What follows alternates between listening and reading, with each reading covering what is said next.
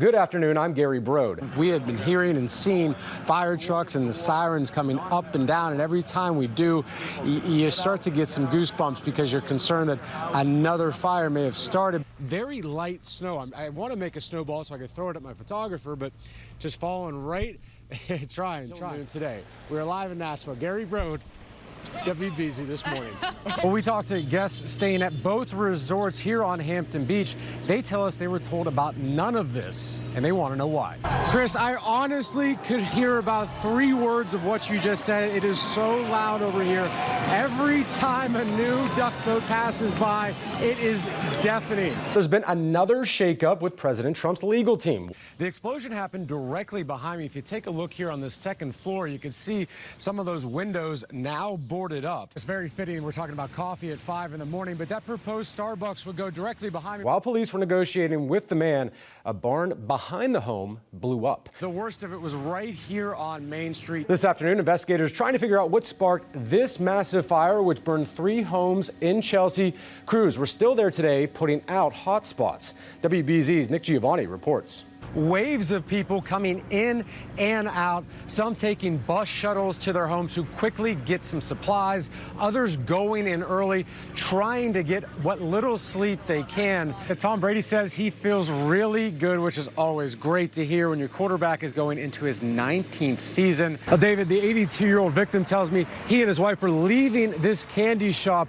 While he was walking to his car, the 2 teenagers jumped over this fence, came up to him, demanded his keys. A very ominous fog starting to form in this already somber neighborhood. That teenage girl was shot right here on Center Street in front of the very busy Jackson Square MBTA stop, and this all happened in broad daylight. Breaking news overnight, a man hit by a car. Okay, brother Bob Flaherty taught and coached here at St. John's Prep since 1999 until 4 days ago. I just spoke to the homeowner. He tells me he was in the second floor of the house when he smelled the smoke and immediately ran downstairs. One of those homophobic stickers was placed right here on this electrical box, and as you can see, it has since been taken down. Chris, they've been waiting for hours. I've been seeing heads looking over. We are waiting for this thing to start. Spacey then tweeted that weird video, and as you can imagine, it got quite the reaction. Chris, football and Thanksgiving usually go hand in hand, so this year's going to be a little weird. There was a strange sequence of events last night. Candidate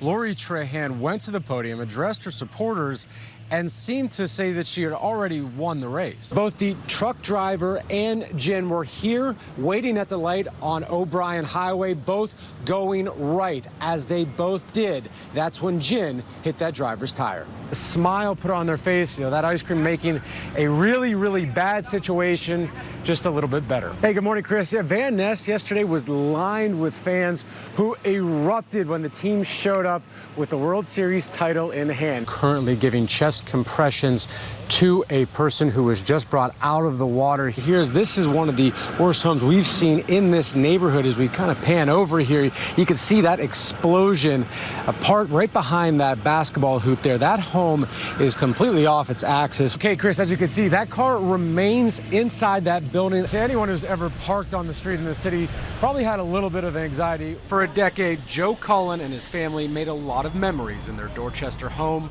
until this morning. So much smoke, it had already risen up to the second floor of the house.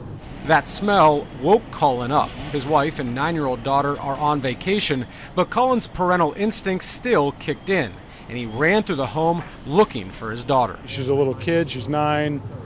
I got my wits about me. I realized she wasn't home. He got out, went to a neighbor's, and they called 911. A short time later, crews showed up. The humidity making an already difficult job even harder. Unfortunately, hot night like tonight, we had to strike extra alarms just to get the guys here for relief because it's a really tough night to fight a fire. One firefighter was taken to the hospital, expected to be okay. Hours later, Cullen goes back into his home, searching through the rubble. What's kind of the hope to find here?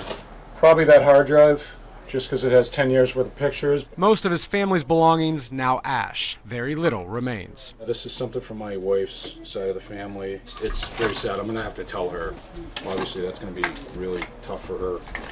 And then he finds what he's looking for. That's the hard drive, man. Yeah. Doesn't look good. 10 years. maybe more. Brady Yanoff hasn't smiled much lately. They make fun of my weight, they make fun of my religion, they make fun of sexual orientation because my older brother is gay, and they just say all these mean things to me. And last week was a particularly crushing blow when a classmate came up to him in the Stoughton High cafeteria. He walked up and he said, "Hail Hitler," and then he sat down making gestures towards me. The incident was reported to the school. After a rough couple of days, Brady says talking about what happened has raised his spirits. I just feel like people are hearing me now. Last night, his week got even better. One of his favorite artists, country music singer and Southborough native Jesse Chris, pulled him on stage after Chris heard what happened. I was heartbroken. It hurt more because I know him and I know he's such a special, wonderful person. Still gets me right now. It was such a happy moment to see him happy again and smiling.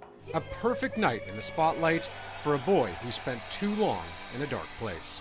I'm the one that tries to stay away from the spotlight and the crowds and everybody having their eyes on me, and having it change kind of felt different in a good way.